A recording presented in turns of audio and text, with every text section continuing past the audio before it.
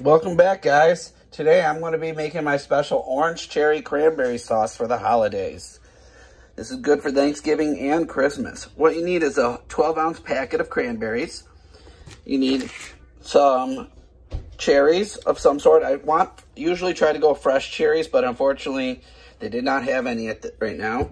A half a cup of water, some brown sugar, which we're going to need about a 1/4 cup of that. We got a little bit of cinnamon to sprinkle, and 3/4 of a cup of homemade orange juice, but any other type of orange juice would work. And, of course, a pan to put it in. I have found a lot of people use the tall pans.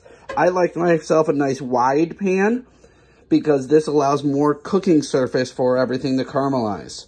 So first, we're going to start off making sure we get all of our water and our orange juice in. Then I'm going to mix in a 1/4 cup of the brown sugar and mix it around. 3/4 cups of cherries. And this whole packet of cranberries. And then I'll be back to sprinkle some cinnamon. Alright, so we got all the ingredients in here. Everything's mixed around. The only thing I have left is some cinnamon. I like to add a little bit of cinnamon. You don't need lots. Just enough that gives a little bit of back flavor besides the citruses and the cranberry tartness. So we mix this up a little bit, trying to get everything nice and coated. Now everybody has their own method on this. I have found you put a lid on it and turn the heat to a medium flame. What you're trying to do is cook it long enough, as you can see the medium flame. You're trying to get it hot, and you'll hear those cranberries pop as they're cooking. Once they all pop, that's when the brown sugar, water, orange juice will start actually caramelizing and thickening into like a gel. And it'll thicken even more when it cools. But we'll be back once we get this to boil. We're back. I had to take the lid off. As you can see, it's beginning to bubble. I'm going to stir it around. Like, you'll see like the cinnamon color come out in the bubbles, but it'll mix in.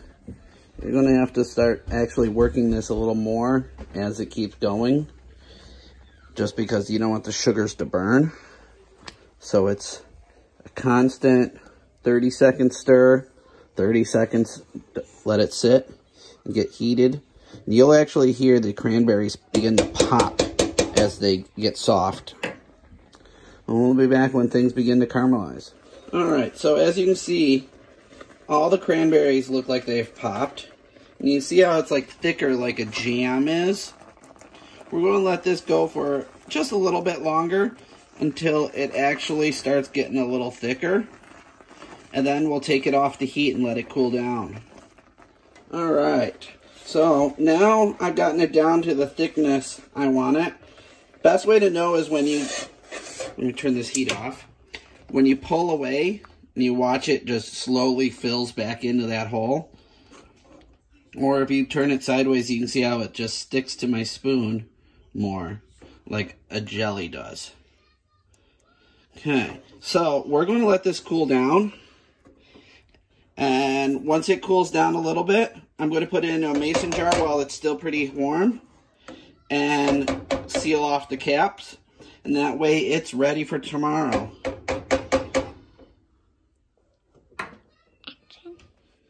Alright, so everything's cooled down now.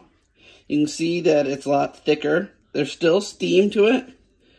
But I'm going to put it into a mason jar. And I'm also going to give some of my family who's not going to be here that loves my cranberry sauce a little bit. So I'm going to make sure they get some too. I have found I always do it above the container. That way, because cranberries and cherries will stain things. So you just got to be cautious. And I do a couple of scoops at a time to make sure it's even portioned. What's that? Your hand's in your way. Oh, sorry. That's what you're supposed to move for. Okay. So that's enough for them. Put a cap on that. And the rest of this is for us. Is for us.